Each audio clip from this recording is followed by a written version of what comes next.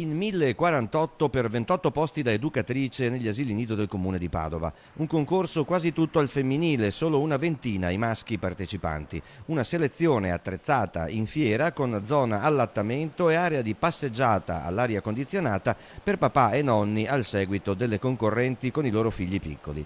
Poco meno di un terzo le iscrizioni alla prova arrivate da fuori Veneto. Diciamo è proprio una propensione verso i bambini, un amore comunque verso i bambini che mi ha spinto insomma a provare il concorso, la possibilità di tentare delle prove preselettive, insomma delle prove scritte ed orali.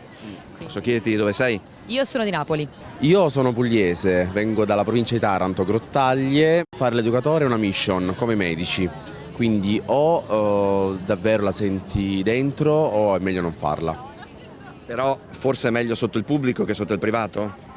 Decisamente, io lavoro per il privato e decisamente 100 volte meglio il pubblico. È ancora una parola magica, pubblico non vuol dire solo stipendio sicuro e a tempo indeterminato, ma nel caso di una professione molto femminile anche tutele. Qua c'era la possibilità di avere un contratto a tempo indeterminato e quindi sì, in questo periodo storico è abbastanza importante. Sì. Mi pare di capire precaria del settore? No, per il momento sono ancora casalinga, studentessa, mamma, quindi sì, sarebbe importante. Ecco.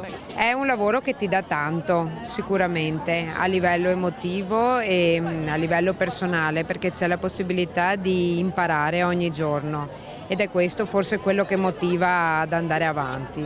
Però stavolta hai fatto la scelta del posto pubblico possibilmente. Chi non lo farebbe? Di dove sei?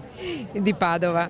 Lei ritiene che le tutele e la remunerazione sia migliore nel pubblico? Quello sì, poi non dipende poi dal luogo di lavoro che ti assume, però ancora adesso in Italia sì, il pubblico sicuramente è più vantaggioso sia a livello remunerativo che sotto altri aspetti, ecco. A questa prima selezione, con quiz a risposta multiple e di logica a cui rispondere in 50 minuti, l'età media delle partecipanti è stata di 32 anni. Oltre alla bassissima percentuale di maschi, il 2%, presenti almeno una decina di donne incinte. Seconda prova per le prime 150 classificate il 30 agosto. I posti disponibili sono 28, di cui 4 a tempo parziale.